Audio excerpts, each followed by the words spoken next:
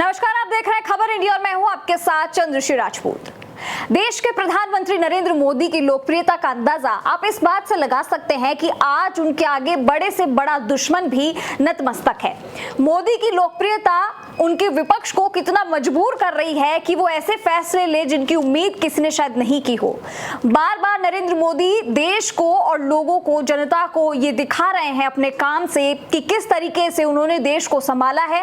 देश की कमान जब से प्रधानमंत्री नरेंद्र मोदी के हाथ में आई है, लोगों का जीवन सुधरा है, नई नई तरक्की उन्होंने की है, देश बदला है।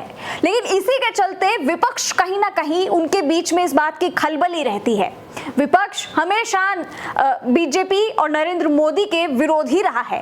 प्रधानमंत्री नरेंद्र मोदी लगातार अभी गुजरात में चुनाव प्रचार कर रहे हैं और विपक्ष अपनी गंदी राजनीति करने से बाज नहीं आ रहा है। आम जनता के बीच अपनी पकड़ को मजबूत करने और बीजेपी को हराने के लिए विपक्षी पार्टियों की हताशा देखने को मिली और विपक्ष के प्रयास आज भी जारी है। हालांकि ये सच ये भी है कि ऐसा करके विपक्ष ने अपने ही लिए गड्ढा खोदने का काम किया है। देखिए, चुनाव प्रचार होता है, दोनों पार्टियां आमने सामने होती है, तब हम ये देखते हैं कि सबको अपने अपने तरीके से काम करने का हक होता है, चाहे वो विपक्ष हो चाहे वो दूसरी पार्टी हो। लेकिन हमने कई बार देखा है कि यही विपक्ष देश के प्रधानमंत्री नरेंद्र मोदी को गाली देने से भी नहीं चूकता है। चुनावों में भी विपक्ष इन गालियों का इस्तेमाल विपक्ष के खिलाफ ही कर रहे हैं, या यूं कहे कि पीएम मोदी ने कांग्रेस पार्टी की गालियों को अब अपना कवच बना लिया है। कांग्रेस के नेताओं का नैतिक पतन शुरू हो चुका है। सत्ता से बाहर होने के कारण कांग्रेसी नेताओं की बौखलाहट और बढ़ गई है। अब राहुल गांधी के करीबी मधुसूदन मिस्त्री ने प्रधानमंत्री मोदी के लिए अपशब्द का इस्तेमाल किया है। कांग्रेस के वरिष्ठ नेता मधुसूदन मिस्त्री ने गुजरात विधानसभा चुनाव में घोषणा पत्र जारी करने के दौरान अहमदाबाद में नरेंद्र मोदी स्टेडियम का नाम बदलकर सरदार पटेल करने का ऐलान करते हुए मोदी को ये कह दिया कि मोदी कभी पटेल नहीं हो सकते। उन्होंने कहा कि इस चुनाव में उन्हें औकात दिखा देंगे। तो वहीं अब उनके इस बयान पर मोदी ने तंज कसते हुए ये कह दिया कि वो जनता के सेवक है और उनको उनकी औकात क्या है वो पता है। कांग्रेस नेता मधुसूदन मिस्त्री ने ये कहा था कि चुनाव में पीएम मोदी को औकात दिखाएंगे। सुरेंद्रनगर में पीएम मोदी उसके बाद कहते हुए नजर आए कि कांग्रेस वाले कहते हैं कि मोदी को औकात दिखा देंगे, ये उनका अहंकार है। मोदी ने जनता को संबोधित करते हुए कहा कि वो जनता के सेवक है, लेकिन आप तो राज्य परिवार से हैं, तो मैं तो एक सामान्य परिवार की संतान हूं, मेरी कोई औकात नहीं है, तुम मेरी औकात मत दिखाओ, मैं तो सेवकदार हूं। प्रधानमंत्री मोदी ने 12 नवंबर को हैदराबाद के बेगमपट एयरपोर्ट पर जनता को संबोधित करते हुए कहा था कि उन्हें रोजाना 2-3 किलो गालियां मिलती है, लेकिन इससे उनका शरीर उन गोलियों को पोषण में बदल देता है। अब ये बात उन्होंने बीजेपी कार्यकर्ताओं को संबोधित करते हुए कही है। वैसे कांग्रेस अध्यक्ष सोनिया गांधी भी पीछे नहीं है और राहुल गांधी भी उनको कई बार अपशब्द कह चुके हैं। सोनिया गांधी और राहुल गांधी के करीबी नेताओं द्वारा देश के सबसे लोकप्रिय प्रधानमंत्री नरेंद्र मोदी को गाली देने का जो सिलसिला है वो पुराना है और वो आज भी जारी है।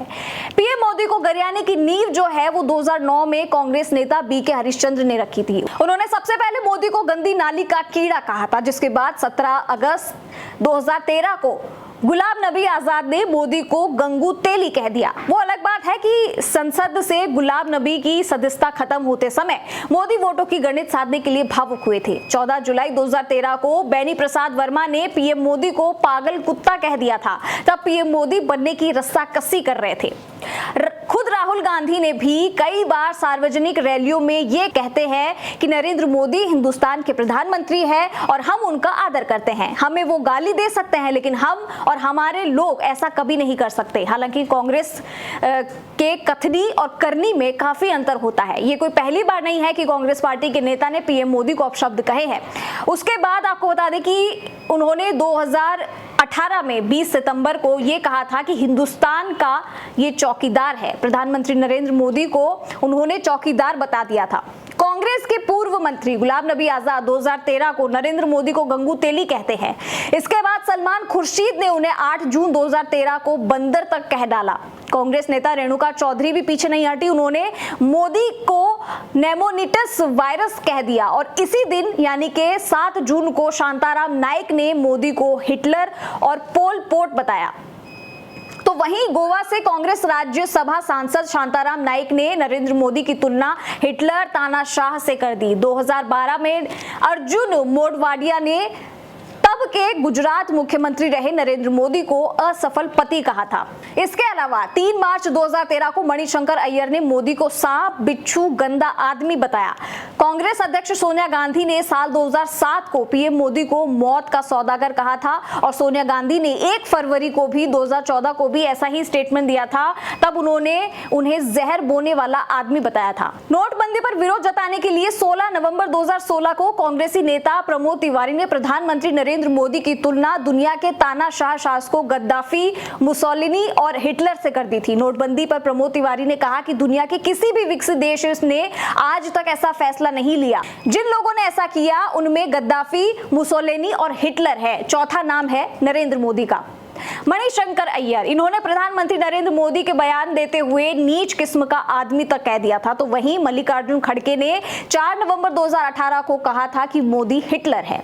राहुल गांधी के करीबी रहे संजय निरुपम ने प्रधानमंत्री नरेंद्र मोदी को लेकर विवादित बयान दिया था। उन्होंने साल 2018 में प्रधानमंत्री के खिलाफ अपशब्द कहते हुए उन्हें अनपढ़ और गंवार कहा था। इसी तरह से मुंबई कांग्रेस अध्यक्ष निरुपम ने 2018 में ये कहा कि हर बुरे काम के लिए ये लोग कांग्रेस को जिम्मेदार ठहराते हैं। नरेंद्र मोदी से बुरा और कुछ क्या हो सकता है। श्याम सुंदर सिंह चौहान ने 26 दिसंबर को चोर और नटवर लाल ये संज्ञा दी थी नरेंद्र मोदी को। 10 जनवरी 2019 को सुशील कुमार शिंदे ने तानाशाह हिटलर तो राशिद अली ने 25 जनवरी को उन्हें नकारा बेटा बताया। इस लिस्ट में सिर्फ कांग्रेस के अनुभवी नेता के नाम शामिल है, बल्कि कुछ ऐसे नेता भी शामिल है जिनका भारतीय राजनीति में कुछ खास महत्व नहीं रहा है। पीएम मोदी के लिए गंदी नाली का कीड़ा, गंगू तेली, पागल कुत्ता, भस्मासुर, दुर्योधन जैसे शब्दों का इस्तेमाल किया गया जो बेहद शर्मनाक है। वास्तव में विपक्ष ने मर्यादा की सारी हदें लांघ दी है और ऐसा करके उन्हें आम जनता से भी लताड़ ही मिली है। प्रधानमंत्री का पद जो होता है वो एक संवैधानिक पद होता है। प्रधानमंत्री पद की मर्यादा का सम्मान करना लोकतांत्रिक परंपरा के लिए जरूरी है, लेकिन कांग्रेस के नेता सुधरने को तैयार नहीं दिखते। कांग्रेस नेता अक्सर इस पद की गरिमा को तार-तार करने में लगे रहते हैं। इसके अलावा विपक्षी पार्टियों के शीर्ष नेता भी पीएम मोदी की आलोचना करते हुए ऐसे ओछे शब्दों का इस्तेमाल कर चुके हैं जो प्रधानमंत्री पद की गरिमा का अपमान ही करता है। लेकिन देश के प्रधानमंत्री नरेंद्र मोदी को इन गालियों से कोई फर्क नहीं पड़ता।